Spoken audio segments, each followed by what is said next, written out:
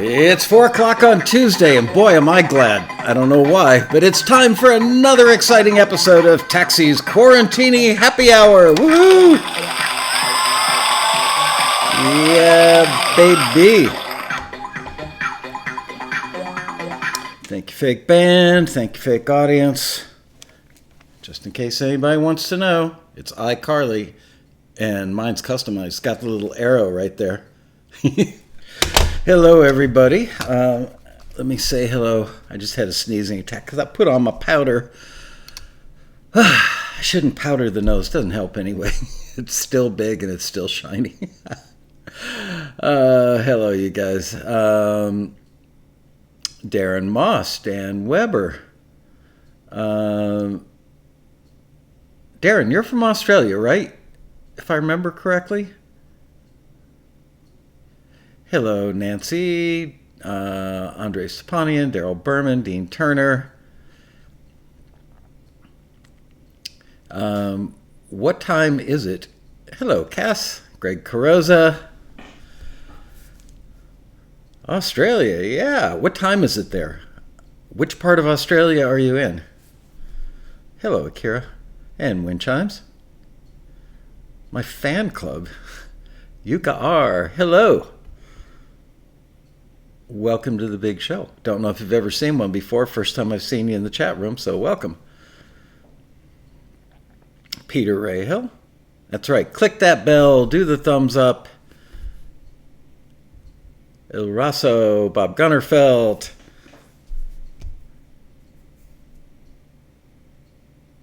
Joseph Alonzo. Did I already say hello? Darren Moss, it's 9 a.m. Wednesday morning tomorrow. City's 3.5 million people. I've actually got some really close friends that live in Melbourne. I think close to the downtown area. I think they can walk pretty much everywhere they go. I don't know. I've been threatening to go there for years. Is it Sally Howland at APRA and Ralph Murphy tried to put together a little Michael Lasco Comes to Australia thing years ago. But I refuse to fly coach. Any flight over like 6 hours, I ain't flying coach, sorry. But the first class tickets there were a fortune. You could buy like half of a nice car. Hey, John. Robert Vellacourse, Robbie Hancock, Christopher Jones. Anyway, Patrick Adams. So I didn't end up going, but I want to come someday. I've always wanted to go to Australia. Edmund Red, hello. Oh, Nancy Khalil had a guy say, hey, did you donate another $5 to Taxi? How's that working for you? I said, I've received thousands in education in a month and a half. Yes, really. Yeah, have him call me. Let's have him on the show tomorrow. I'll do a live interview with him. That would be fun. Wow, 24-hour flight from Nashville. Yeah, that's a long flight. Times I've gone to Israel, it's like 14, 15 hours, and that's grueling. I go every few years and save up my mileage and upgrade to first just to get the sleeper seat, because otherwise you get there and you spend the first 4 days going beep, beep, beep, beep, beep. Okay. Wow, John Pearson played there in 1996. Pierre just got the bell. Okay, so how was yesterday? Steve Barden. Love that guy. He's just so, I don't know, he's so understated, so humble. You know, he's so quiet. He's actually got a pretty funny sense of humor, but you wouldn't know it sometimes. Anyway, I thought he was great yesterday. I was looking at the comments before I started the show. By the way, my skin tone looks really good today. I've been working on that tan. Anyway, yeah, Barden was great. And two or three people commented, it's nice to see that he had some technical issues, because I have them all the time, meaning they, the people making the comments have them all the time. And it made them feel better that somebody who's as pro as Steve Barden is also has them. I didn't even look. I wonder, I've got to look and see if he posted the mixed version yet. Dan Weber says he was so CSI. Steve is always great. Yep. Steve was fantastic. Inspired me to write a queue today and submit to a listing today. Banged it out in 2.5 hours. Wow. Peter Ray, wax on, wax off. Hello, Chantel McBride. All right. So, I really, really like him as a person. But like I've said, many of the people that I consider really good friends who are Taxi members became good friends because I got to know them through Taxi, and I respected their work and their work ethic and the quality of what they do and their professionalism, all that stuff. And it just makes it so much more delightful for me when I get to share them with you guys and see you guys light up. Lisa Dunn says, submitted my first song to you yesterday with a petrified face. I think that's petrified. I can't tell. Is that a smile or somebody needs dental work? It's a tough emoji to understand for me anyway, because I'm old. Hey, Michael, it's from Darren Moss. Just wanted to ask you if you had a chance to contact Jason Bloom about a happy hour yet. Talking about Melody. Really looking forward to it. Sorry to keep asking. That's okay. Where is my... Let's see if I can hold this up to the camera without any incriminating evidence.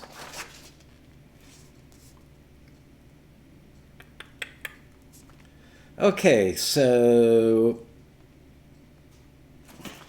Well, I'll do this quickly. I'm sure people will freeze frame, but I don't think there's anything on here that says call psychiatrist or pick up your meds, anything like that. Anyway, right there, it says call Jason Bloom. But guess what day that was? Friday, May 8th. Have I called Jason Bloom? No, I haven't.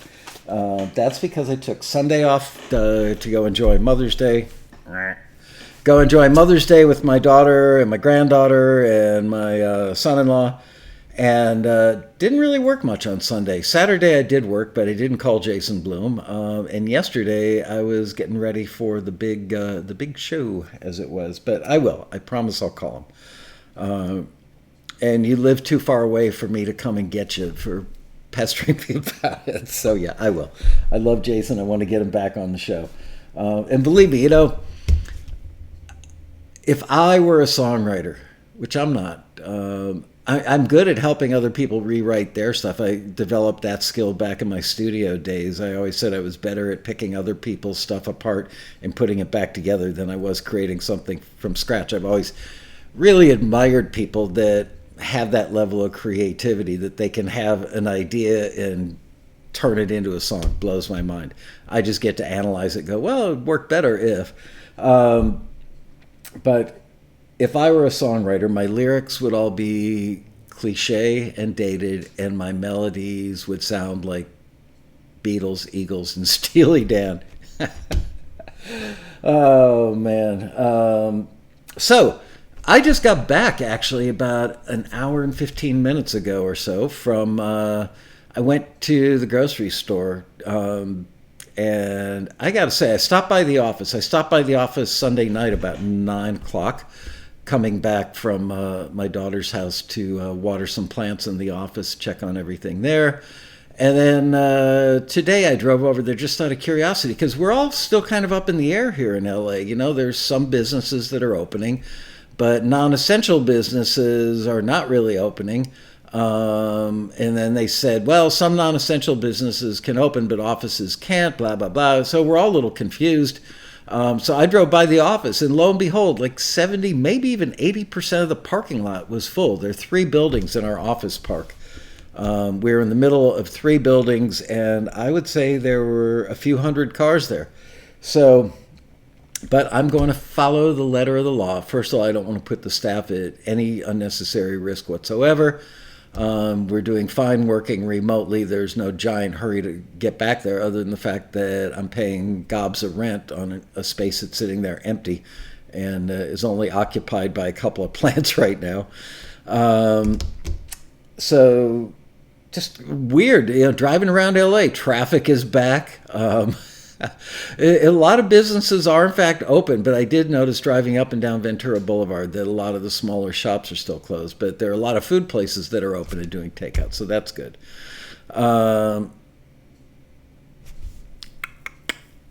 Okay, what else? Oh, somebody sent me, actually it was a message Oh no, it was an email I got a couple days ago, and I haven't answered this on any of the Quarantini happy hours yet. And they said, "What artists do you wish that you had worked with in the studio?" Presumably, and of course, Beatles would be first on the list. If I hadn't heard "She Loves You" on the Ed Sullivan Show when I was 9 years old, we wouldn't be having this conversation today, because I wouldn't have ended up in the music business and I wouldn't have started Taxi. I'd be a lawyer or something. Definitely not a doctor, not smart enough to go to med school. Okay, Beatles would be high on the list. You may laugh at this one. Let's see how many people actually appreciate this next artist I'm going to mention, Rick Springfield. Rick Springfield. I've seen him in concert several times.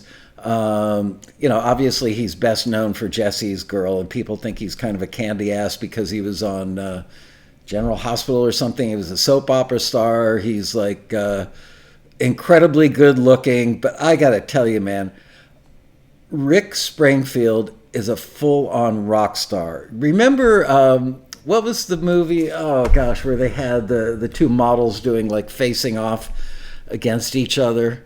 It wasn't a dance-off. I forget what. A walk-off. What was the name of it?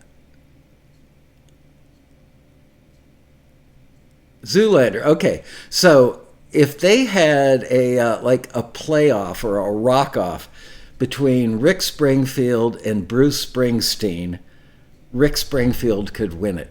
I've seen them both in concert. I've seen Bruce twice. I've seen Rick Springfield, I think, 3, maybe 4 times. I got to tell you, that's right. Rick Springfield is from Australia. While we're on that, he's maybe your best export ever, Darren. Man, I saw Rick Springfield. I think it was the second time I saw him at the Roxy on the Strip in Hollywood. Probably, I don't know, mid-90s to early 2000s. It's a relatively small place. There are 300-400 people in there. That guy is such a freaking rock star. First of all, I love the fact that he writes great 3-chord songs. Just sings his butt off. Really, really, really sings his butt off.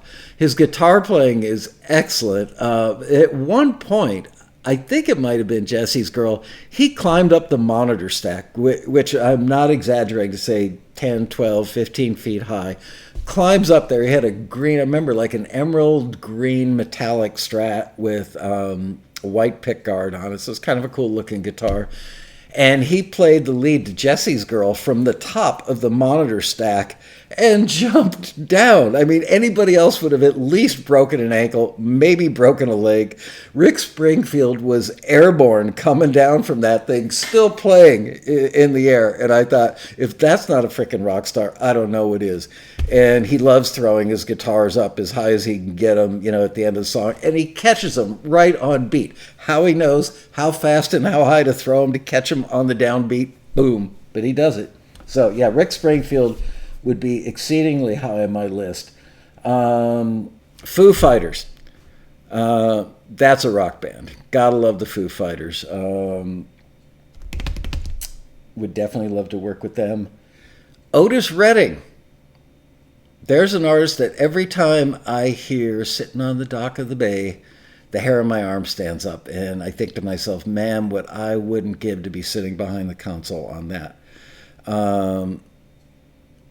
That's right. Solid Air says Rick Springfield features in Dave Grohl's Sound City. Yeah, as a matter of fact, if you find on Google, there's a video of Springfield playing live with the Foo Fighters that's great. Oh,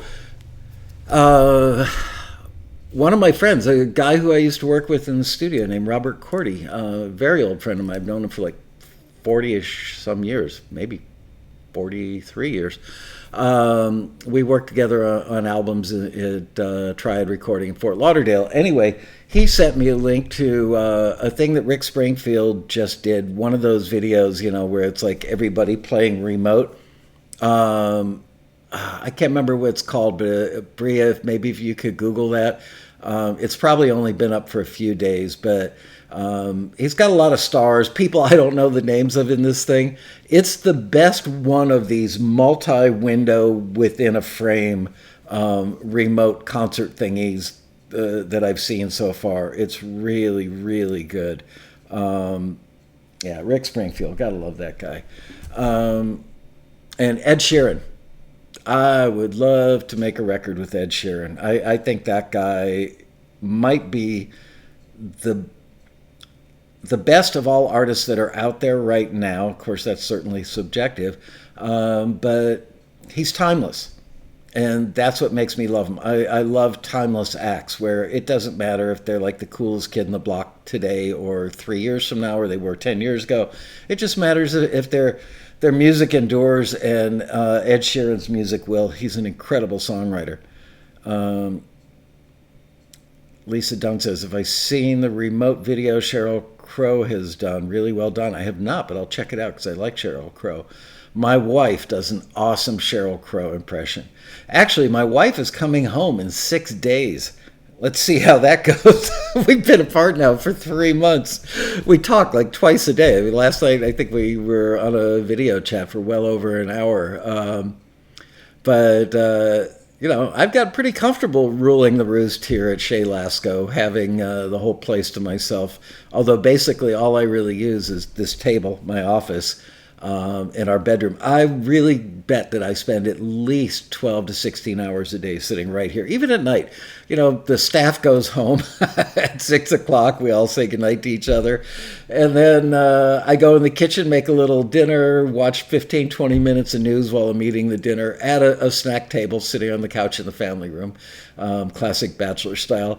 And then I come back here and, I'm checking to see who's joined and what's going on, any emails I should answer, try and get a head start on tomorrow. And before I know it, my wife is calling me for a video chat, typically like between 11 and midnight LA time, and I'm still sitting here. But it's great because I get to do the kind of work that I normally don't get to do at the office. I'm doing a lot of research stuff, a lot of coming up with little incremental ideas that make Taxi better or improve our marketing, and it's cool. Linda Starr says, where's my wife? I don't know. No, she's actually in Israel. We have 2 kids that live there, and we were there visiting them in mid to late February, and my wife stayed a little longer to spend more time with the kids, and I came back February 29th or 3rd. I think I landed on the 30th. I don't know. Anyway, and then she called me and she said, so this virus thing's getting pretty serious. Should I try and get home now or should I wait it out? And I said, well, it's getting so serious. I'm not thrilled about you flying right now. We have a bunch of very close friends there. My wife has friends that she's been friends with for like 35, 40 years. So my wife and our 19-year-old daughter ended up staying with some close friends for, I think, 6 weeks. They had 10 people, and two of which were toddlers in a 2,500 square foot house, I would estimate. Anyway, so that's that. Dan Weber says, Rick Springfield is a big influence on my vocals.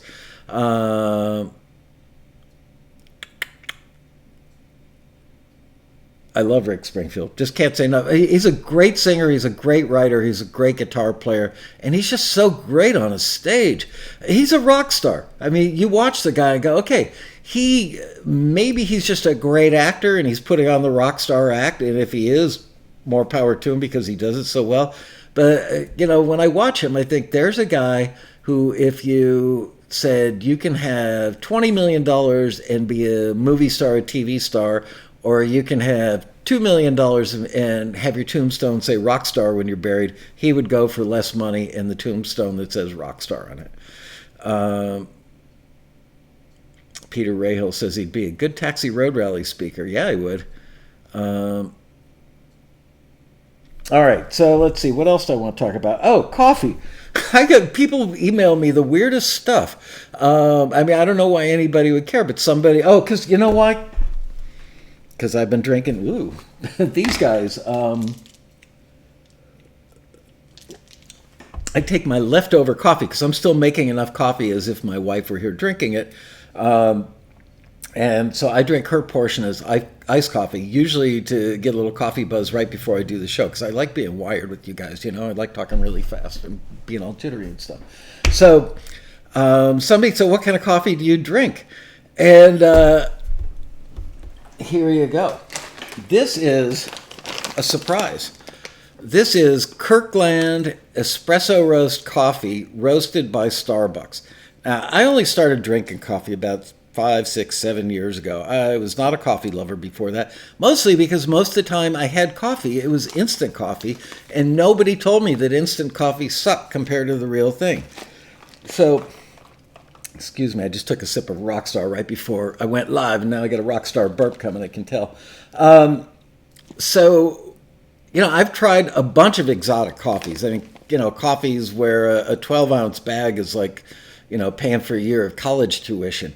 This stuff, I want to say it's like $10 at Costco. And it's 2.5 pounds for like, I don't know, $10, $11. Man, it is so good. You got to like your coffee dark and you got to like it strong. I guess you could just, make it with more water and less beans. But I have tried Bustelo. I used to live in Miami, and I remember having, I did, not shots of shots of Bustelo, but they used it to make espresso at Cuban Cafe. So I did have it there, and it's good. I've tried Black Rifle coffee, too. The guy who is one of the head guys at Black Rifle, I'm somehow connected with him. I can't remember, somewhere. Anyway, so I found out about it. They actually sent me a sampler of 2 kinds of Black Rifle, and I loved it. But I'm telling you, I kid you not, when I tell you this is incredibly good, and more importantly, it's incredibly consistent. It's like every bag. I've had one bag in the last year where I went, not as good as normal, still okay. This stuff, man, oh man. So we've got, what the hell brand is it? I'll be right back. I've got to look and see what brand it is.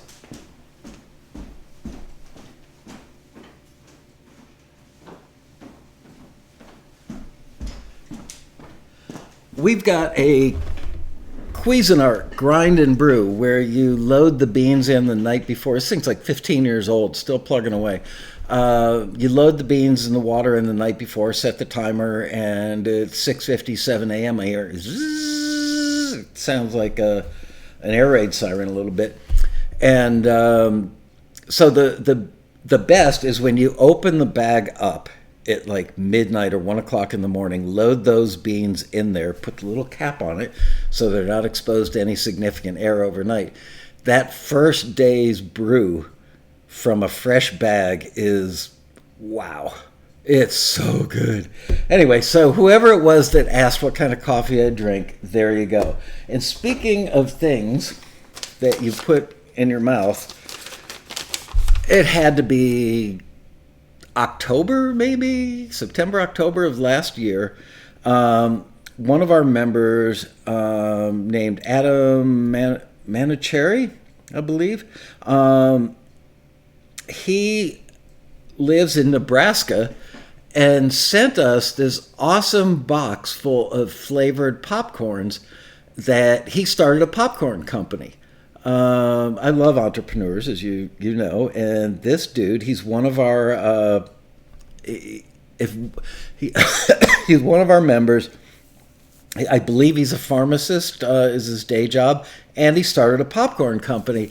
And he sent us, I don't know, probably 7 or 8 different flavors, and the staff and I were like, wow, this stuff is really good. Not just good, but really good. And the flavor that I loved the most was called Loaded Baked Potato. And I kid you not, you put some of that in your mouth, you go, that tastes exactly like a really perfectly done baked potato at like a Lowry's prime rib restaurant, with sour cream and butter and salt and pepper and chives and maybe a little cheddar cheese on it. I don't even know what the hell's in it. All I can tell you is this popcorn, you put it in your mouth and go, that tastes just like a loaded baked potato. Really good. So when I stopped by the office on Sunday, just to check on the plants and everything. Good thing I stopped by the way. The whole phone system had gone haywire, so I had to reboot the server and blah, blah, blah. And I found a box that was sitting on the front reception desk. I guess the maintenance guy brought it in or something. And I open it up, and it is loaded baked potato popcorn from Adam Manicherry. And you got to check it out. Go to aquapoppopcorn.com. Write that down because I am giving this many thumbs up. Try it. You will love it. aquapoppopcorn.com. If you love any kind of popcorn, but especially like some really cool flavors that just really loaded with flavor and super fresh, aquapoppopcorn.com. I recommend it highly. And so that's that. Thank you, Adam, for sending me that. It was very much appreciated. That's it. All right. See you. Bye. Any questions from you guys? Peter Rahal says, loaded baked potatoes that a band from Idaho. Very good. Darren Moss is getting hungry watching this. I guess you haven't had your breakfast yet.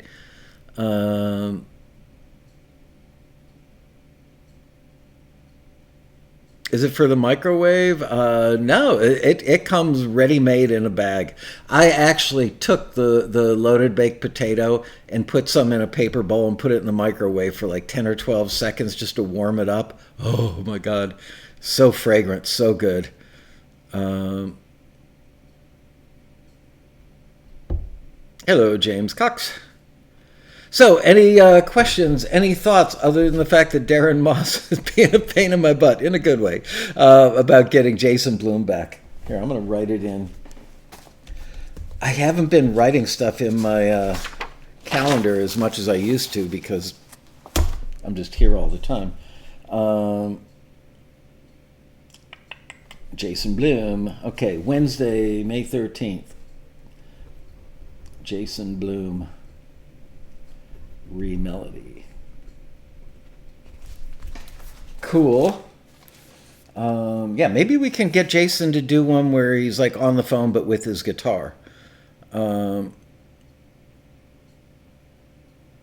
did I get to know Rick Springfield again? I don't know him. I just love his music. I mean, I remember back when I was a relatively young studio rat,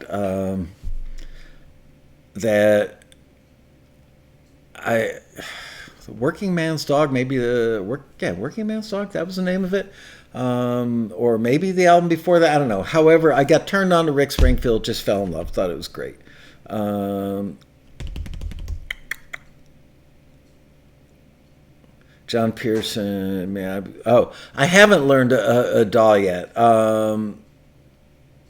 As much as I want to, I've just been working so much on taxi stuff. I really, truly thought, okay, this is great. We're going to be, quarantined for 2 weeks, maybe 3.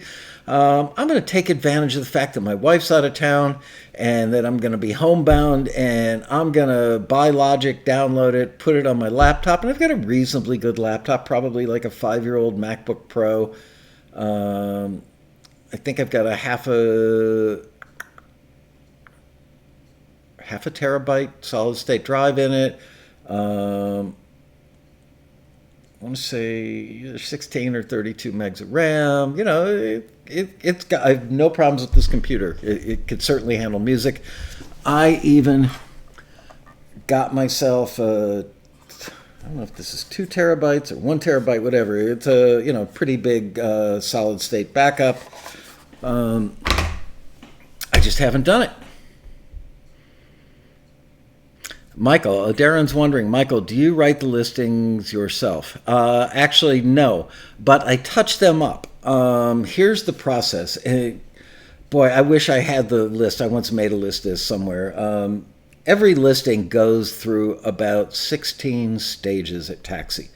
There's, we do outreach to people. Hey, what do you need this week? They respond. A lot of people just send us stuff anyway, or we get new clients that find the website or hear about us word of mouth. Can I run a listing? Can you find me music? We have to go through the vetting process with them. Then they work with Tom, Isaac, and Eric. Those 3 guys are the A&R staff. And also Angela, who's the head screener and is awesome. And those guys get the emails or phone calls from people saying specifically what they need. Then they figure out, okay, when do you need it by? So they look at the scheduling of it. When should we publish the listing so that you guys get it? how long should we run it for, what day of the week should it end on, because we've got to look at the timeliness and availability, anticipated availability. We never know screeners' absolute availability till like a week before. But we know, who's generally pretty available, so we look at that, and we have to line up their their expertise, which genres they're good at, and how quickly or not they work, and how good are their critiques or not. Not that we've got anybody who writes weak critiques, but some people, if we have something that is a particularly unusual listing or something that would require maybe more detail on the feedback. For instance, right now, I just got an email last night from Tom about what do you think about us using these two screeners on the taxi post-pandemic commercial listings that are out there now. So all those things go into the decision before you guys ever see the listing. And then Isaac will take that information from the email or bullet points that they take over the phone, but most of the time it's in email form, from the person who wants us to find them the music. He drafts it up. He sits about 5, 6, 7 feet away from Tom. The three of them, including Eric, will debate back and forth. You think this is a good reference here, let me play you that. So there's a lot of interaction between the three of them as Isaac is writing the listing. Then once Isaac writes the listing, Tom will go through it looking for, well, that doesn't make sense, or this doesn't add up, or maybe that reference isn't as good as we thought because it doesn't really sound like the other ones, if you needed 3 references that were all kind of the same versus showing a range. So all this stuff goes into it. Really pretty complex, actually. Then once they do it, and I believe Eric gets in on proofing them as well, then they send me an email. An email is actually auto-generated by the database saying, hey, Michael Lasko, you've got listings to check.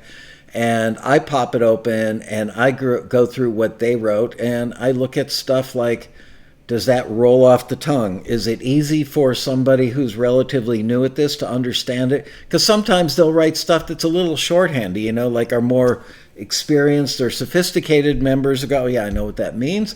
Sometimes maybe that's what I bring to the listings, is making them accessible to newbies as well as veterans without insulting the veterans and without making them like childish, I guess, for the newbies.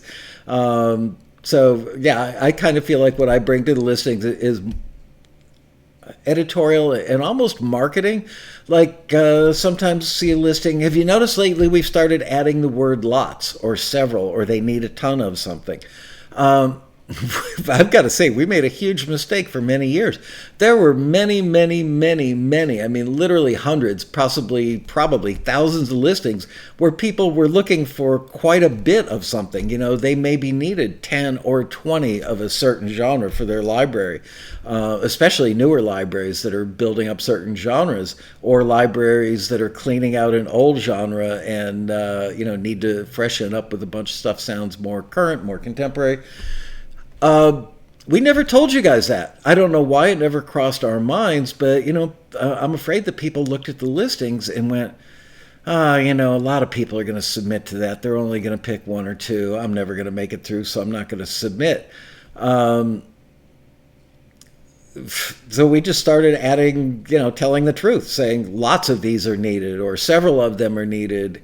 And I think that the members enjoy that. And we've also started running listings for companies that want batches of stuff, where they would love to find taxi members that could provide them 5 to 10 of the same genre, and just sign that stuff with only a few, little suggestions on how to clean it up or fix it, blah, blah, blah.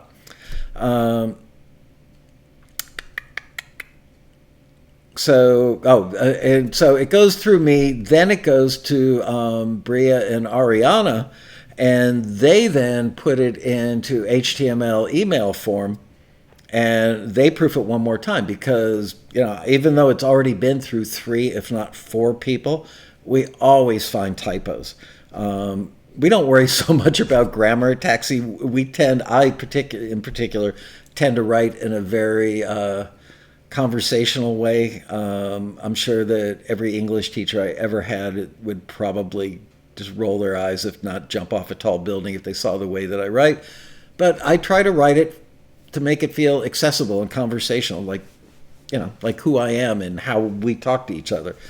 So it goes through me, then it goes to the ladies. They double check and find things like, oh, you forgot to give it a subject line, or there's a typo in the subject line, all those things.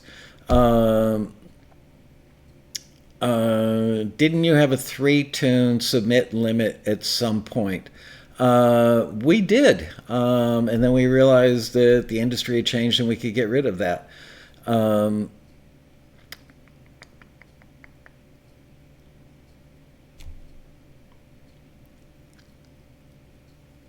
Let's see. Question: who chooses the reference tracks? It's funny, for many years we chose all of the references, almost without exception, with rare exceptions. Maybe 5% of the time, the clients would choose the references. Usually, when it was a replacement track for a TV show or film that needed, they had Jesse's Girl in there, and they needed something else that was in that ballpark without ripping it off. But we had so many times where even we disagreed with each other, or the members seemed confused. We have to, by the way, we write the listings so that the screeners need to clearly understand what's being looked for. And you guys need to really understand. I'm telling you, there is no other company like Taxi, because nobody else would be crazy enough to take on the level of work that we put into this stuff to make it the way it is. So we would do most of the references. I mean, sometimes people would give us one reference and we'd go find 2 others. Now we routinely ask the industry people running listings if they can give us references. Frankly, they don't really love taking the time to do it. It's hard. It's really hard. I mean, there are times we could find references. We could just, put up some library's track and say something like that. But then that library would get inundated by people go, oh, there's another library. I think I'll call them directly. I'm the only person that's going to have that thought today. And, well, where did you hear about us? Why are we getting all these emails and phone calls from people? Oh, I heard about you through Taxi. Okay. Oh, hold on. Oh, it's gone. My little red squawk box is gone. Oh, no, it's not. Nope. That sounds like laughter on the Milton Berle show. Yeah, libraries don't like it when people call up and say, oh, Taxi told me to do that, or I found out about you through Taxi. And we don't like getting blamed for that stuff, because a lot of crazy people reach out to them.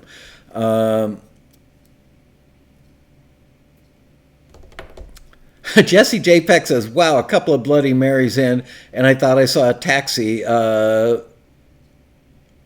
behind on the NS10s. Laughing out loud. There is a Taxi. Check it out. When I was at the office Sunday night, I looked at my Taxi and it was sitting on top of one of my NS10s, and it just looked so sad and lonely. Like, dude, I haven't seen you in like 7 weeks now. So I brought it home, and there she is. Man,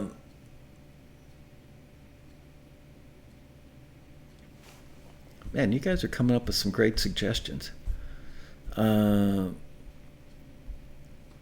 ML, what are you looking for in marketing? More members, more name recognition, launch Taxi boot camps, groupies.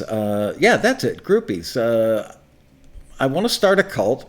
I've always wanted to be a cult leader, and like any good cult leader, I need at least 20 groupies in my cult. No. Members, but not just any members. It's funny. We routinely discourage and turn down, and something a lot of people don't know is if we see a member that we just don't feel like they're a good fit, we will reach out to them and say, we don't think our company is the right company for you. We're going to send you a refund. Some people get really pissed off about that, but we don't want to waste their time or ours. We'd rather concentrate on, our efforts on the people who are really going to get something out of what we do. So, yes, my marketing, of course, is to bring in new members. And frankly, right now, we really need even more members. I just worked on an email this morning that's going out on somebody else's email list. We have so many great listings. Our listings this year have just been amazing. And the quantity and the quality are just great. We haven't seen a lot of $50,000 listings, but just big paychecks don't always mean great listings. We've seen a lot of stuff that's just meteor, that when I look at these things, I go, oh man, the members are going to love that. And like right now with this rush of, post-pandemic stuff, and I think that's going to keep going for a while. A lot of it, here's the problem with taxi. And my wife pointed this out before I ever opened the doors for the company. She said, isn't it going to be self-defeating? When your members are successful, they won't need you anymore. And I said, well, then I've got to deliver more value to them so they have a reason to stick around other than just submitting their music. And I've tried to do that. And the other thing is that there's always a bumper crop of new people. It's not like there's just some finite number of people that want to do this stuff. And so a big part of my job and a big part of the marketing is letting people know we're much more than those other companies that just say, here's an opportunity, submit your music. And frankly, I know for a fact, because I've spoken to former employees in a couple of cases, people who were still currently employed at these companies, they literally make up their listings and charge submission fees. So one company recently went out of business, I heard, and I totally believe that their listings were fabricated. There's another company that I believe is still in business, and I've spoken to two people from that company and say, oh yeah, those listings are largely fabricated. How can they do that? How can they not? First of all, even if they weren't worried about it being unethical, weren't they worried that people, their employees, would leak that and that their company would turn into a steaming pile of crap in a minute? I don't get it, and it really chaps my butt because we work so hard to bring in great listings, constantly working to get better quality listings and more better quality listings for you guys, and get better screeners and give you better critiques. Quality, quality, quality. That's all we do, constantly refining. And when I hear about competitors, and a lot of times they're the shiny new object on the block, and people rush over there and go, oh, yeah, I'm trying this new thing. And it pains me a little bit when I see our members talking about a competitor that I know is putting out fake listings, literally fake listings. And I so badly just want to crow about it and say, dude, it may be the shiny new object, but those listings are fake. At least I've heard from people who were under the roof there that they're fake. I can't tell you with absolute certainty, but when somebody who works there says they routinely make those listings up, that's pretty believable. So that's that. Oops, I got to scroll down. I'm a little late to the party here. Yeah, it is fraudulent behavior.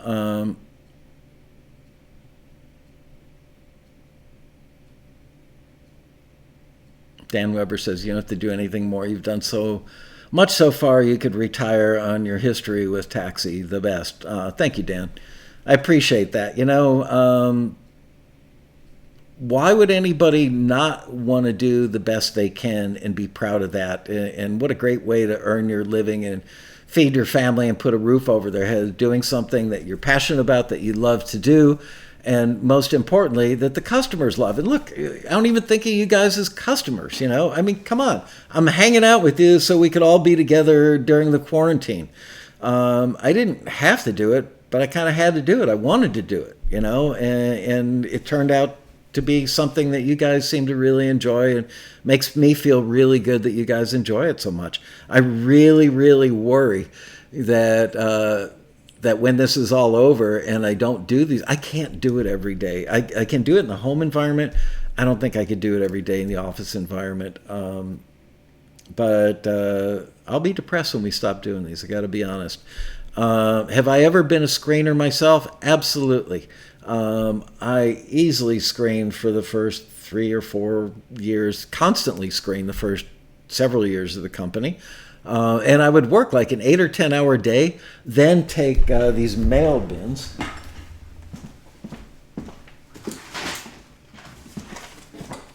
Take these guys filled with cassettes wrapped in submission form. Yes, that's macaroni and cheese in there shaking around. And I would take those things and put like 4 of them in the trunk of my car and drive to a screener's house and meet with like 3, 4, 5 other screeners at somebody's house, and we would all sit around on the couch, the floor, whatever, and screen together. So yeah, I have screened thousands of things, and it's good. I needed to have that under my belt in order to understand what the screeners go through and what the members do, you know, how like silly mistakes people make or how they get it really right. I needed to understand my so-called customers. Lisa Dunn says, if I live near you, you're awesome. Oh, thank you. I would totally take you out for a coffee. Love your chats. Thank you, Lisa. So memberships are screened, then that was my first forward. Thanks, Michael. I don't really understand that, Nancy.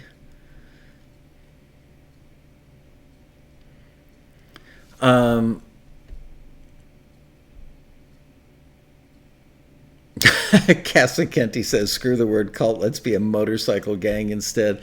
I love motorcycles, but I got to tell you, every time I've been on anything, whether it was like a moped, a mini bike. Remember, people would build like take a lawnmower engine and put it on, take 2 bike frames and weld a steel plate between them and throw a lawnmower engine on there and a really crappy little clutch and a belt and everything and make those little mini bikes out of those things.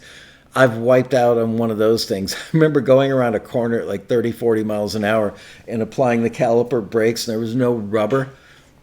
And it was just metal on metal, and this shower of sparks came up. I hit a curb, went airborne, and went head first into a tree that was about 2.5 feet wide.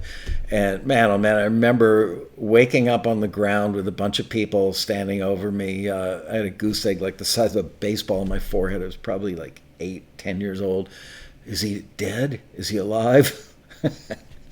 So yeah, I don't get on things with 2 wheels a lot, but sure, we can start a taxi motorcycle gang.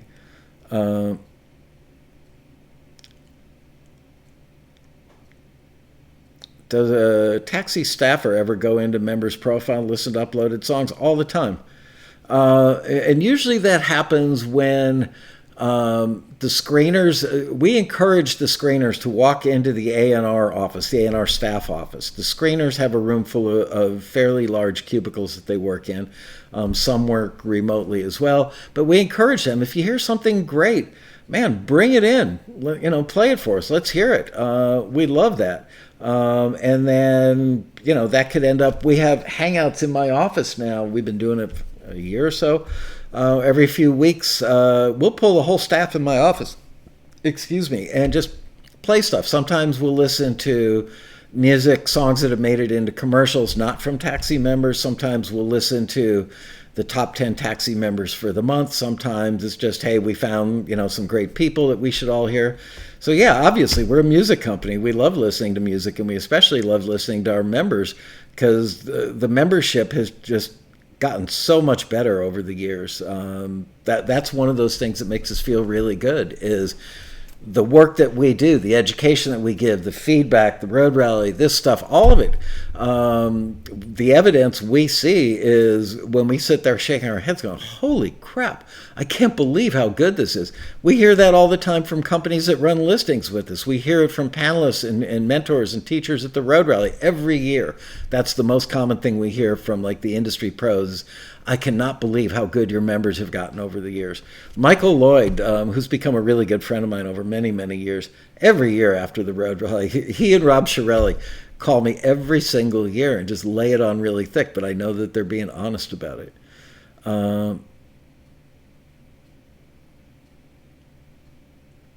Perhaps when you get tired of doing Quarantinis, you could bring in guest hosts like Shirelli or whoever. So that's the problem, is the time it takes to line up a guest host. And, you know, it's kind of the pre-production. Just spending an hour with you, that's easy. And honestly, I had no idea what I was going to do for a show today, but I just keep this little notebook right here next to the computer, and if something pops into my head, I write it down, I go look at it, sometimes today, 10 minutes before I went live, and went, okay, what can we talk about? Well, Steve Barden was obvious. I didn't talk yet about LA County coming back or not to real life. Let's talk about that another day, I guess. Talk about tomorrow. Yeah, for the final Quarantini show, a 2-hour fiesta.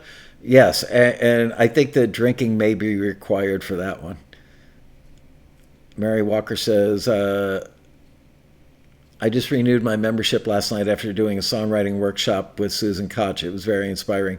I love that woman.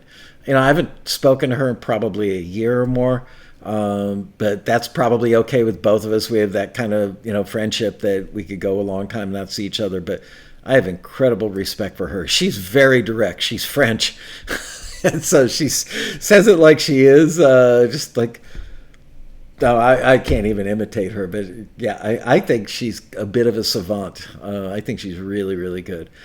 Still thinking of getting a music supervisor on the show. I've done more than think about it. I spent an hour going back and forth the other day with a good friend of mine who's a music supervisor, and he is going to join us on the show this coming Monday. We're debating whether or not I'm probably going to do it by phone, and we may not disclose who he is because people just do the dumbest things. I know you guys wouldn't do this, but we're not the only ones that see this show, Sometimes we are. But no, even the Quarantinis are now, getting a couple hundred to a few hundred views. And I love this guy, and he's such a good guy. He's liable to, take these emails and phone calls from people and feel like he's obligated to answer them. But, people just do the dopiest things. And so we may just keep his name quiet.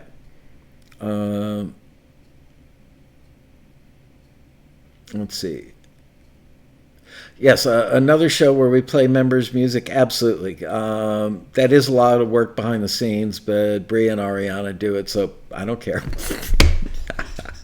No, those guys, that's a fair amount of prep work right there that they've got to do. I can't rely on guest hosts to do the pre-production because I'm a control freak and I want to know that the quality is there.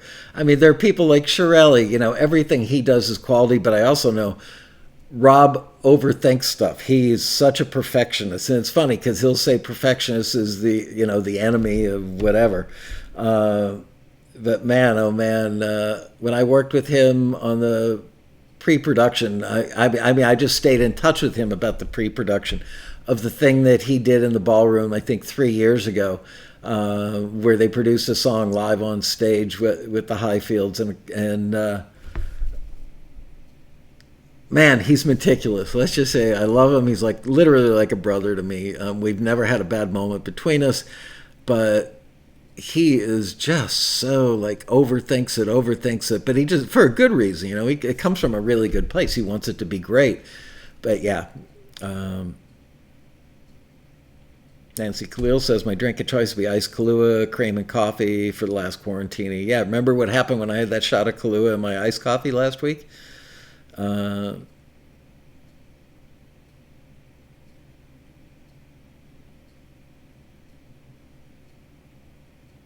Yeah, Rob is great. Darren Moss says, the Quarantini Overthinkers Edition.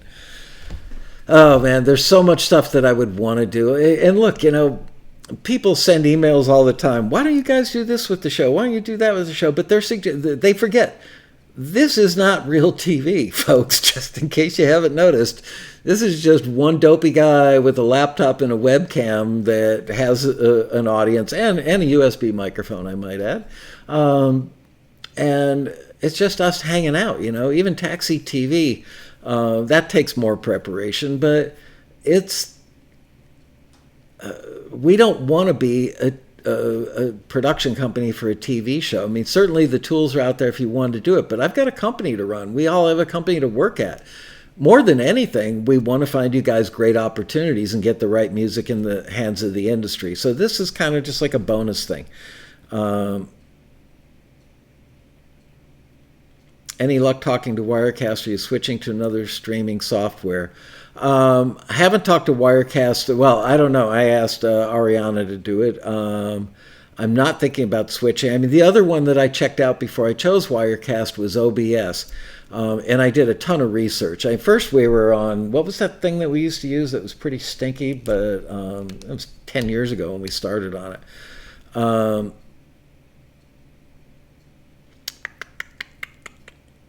I can't remember the name of it. Anyway, I chose Wirecast over OBS because OBS was not that, it's kind of like, what's the software that you build websites with, everybody uses? Not the easy breezy, website in a box stuff. Ustream is what we used to use. Thank you. And I used to nickname it Uscream because it was just,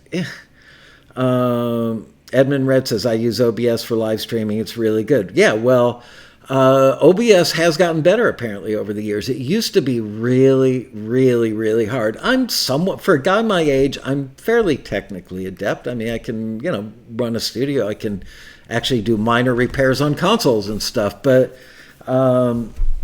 OBS, when we did this switch, I think 3-4 years ago, whatever it was, I downloaded OBS and used it at home and played with it for like 2 weekends in a row. And just, oh crap, this is tough, man. But I understand that it has gotten easier now.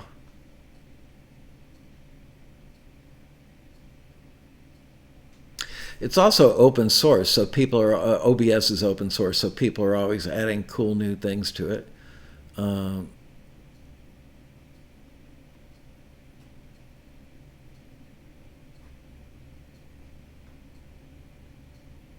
Sorry, I'm catching up on the reading here.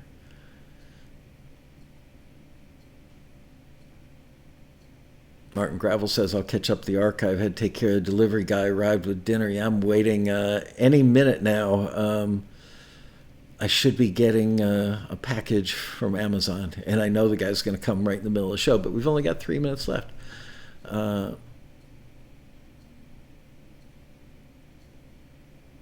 Zuma Show says, when I got into live streaming 2 years ago, all the millennial streamers use OBS and Twitch execs recommended it.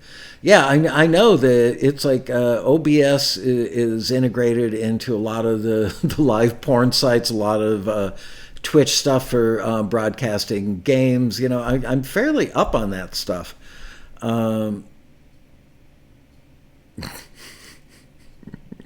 I'll check it out again. I just hate that, we're finally like learning our way around this one, and it does work pretty well. I mean, there's a ton of stuff that you can do with Wirecast. I did get a little live switching device I forget the name of right now. Let's see if that will tell me the name. Stream Deck. I got a little Stream Deck thing with like a 12 key live video switcher so that I could do more stuff. But the thing is I don't want to turn us into, like a TV network, where I've got 3 people in the room with me when I do this stuff all the time. Again, I'd much rather dedicate Taxi's resources to getting you guys great opportunities and getting great music back to the industry than having, a team of people that I need to run that are all about TV production. Right now, it's easy. Look, I could, set this stuff up on my own. I got back from the grocery store and went, what am I going to do for a show today? I was able to, got the lighting turned on, made sure that my Ethernet was plugged in, got the chat room pulled up. It's just easy. That's right. Had to go to hair and makeup. I finally did get the back of my neck shaved, in case anybody was wondering. When I was at my daughter's the other day, she actually touched up the back of my neck because I'd used my little electric buzzer to get rid of half the peach fuzz, but the other half of my neck was still peach fuzzy, so it looked pretty funny. Oh my goodness, there's a crow on my patio. Crows are smart. They're also vicious. I've seen crows attack stuff in my backyard. I saw crows literally attacking a rabbit in my backyard one time, not that long ago, actually. Maybe that's where all the gophers went. They were relocated by the crows. Darren Moss says, didn't you used to have an actual New York City taxi? I do. Actually, it was never driven as a cab in New York. But it all started when my company was just a few months old. And I used to live in New York, but I started taxi when I had moved to LA. And I kept an apartment on the Upper West Side in Midtown Manhattan. And I was back there, and I caught a cab on Columbus Avenue, and lo and behold, it was a yellow checker cab. And I got in the cab, and I said to the guy, I haven't seen a checker in New York City in years. And he goes, yeah, there are only two of us left, and the other one is getting retired in a month. So in a month, I will have the last checker cab driving in New York City. And I said, do me a favor. I'm starting a company called Taxi. It's a music company, but I may want to buy this thing from you someday. And he said, nobody's buying this thing but here. And he gave me a picture of his cab that was shot underneath the Brooklyn Bridge. It was kind of a beauty shot of the cab with the Brooklyn Bridge in the background behind it. And I actually called the guy or wrote him a letter and sent him a check so that I could use his cab as part of our logo. And I think for the first 3 years, his cab was the actual cab in the logo. Then I needed more angles and better shots of the cab, so I went to a Hollywood car, like a movie car rental place, and rented a yellow checker cab for a day and brought a pro photographer with me. And we just pulled it into like an empty gravel parking lot on the side of that business, and brought a bunch of white cards and, lighting and cameras and lenses and all this stuff, and shot that cab from every angle other than lying underneath it, shooting up, looking at the bottom of the engine. But I mean, every 360-degree view of that cab. Yeah, cabbie centerfolds, there you go. And then in somewhere around, I want to say 1996, 97, 98, somewhere in there. I think by chance I met a guy who was the head guy for the Southern California Checker Cab Club of America. They have a chapter in Southern California. And so I got their newsletter, and I started calling him up. One day we had a little extra money, and I said to him, I want to buy a cab. What do I do? And he said, there's one in Pasadena right now, because they knew where every one of these things was in the state of California, pretty much the country. So there was one in Pasadena, which is like an hour from here. And it was sky blue, and it was owned by a little old lady from Pasadena and her husband. And her husband was a mechanic, so he dropped a Chevy 357 in it. The car had over 400,000 miles on it. I don't know how many miles were on the Chevy 357. And I remember when my then business partner and I pulled up in front of their house, and we saw the thing kind of in the back part of the driveway from a couple hundred feet away. And I said to him, I don't even care if it's got an engine. The body looks so good on that thing. Let's just buy it. I can't remember. I think we paid $3,500 for it. And I think $3,500. We spent maybe another $1,500 on the yellow paint job. It still has the blue interior, which I wish it had black. And I worked with the guy who put on the checker decals. He taught me how to do it. So he did one side and I did the other side. And so when you're at the next road rally, look, and you'll be able to tell which side I put the checkers on. Jesse J. Peck met Chubby Checkers once.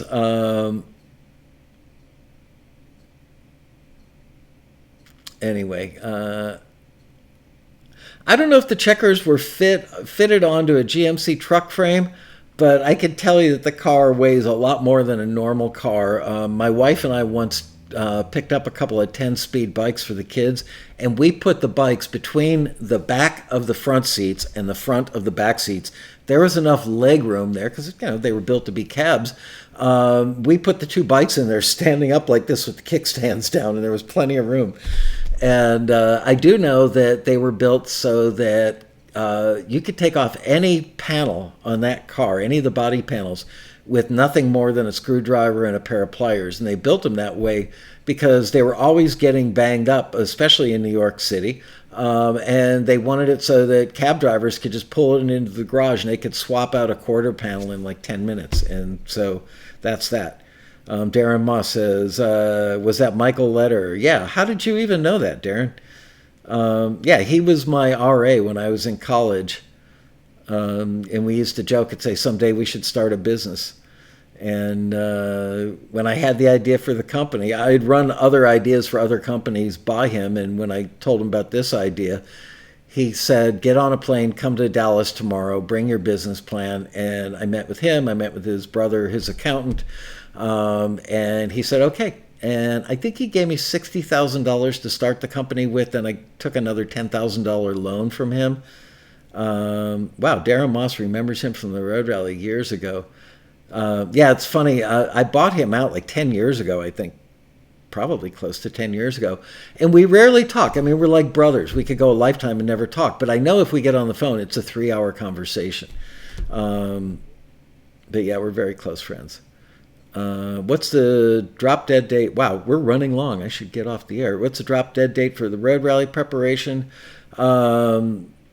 Probably, I'm going to have a strong indication by July and probably make the decision around August 1st, maybe at the latest August 15th, and that's even pushing it.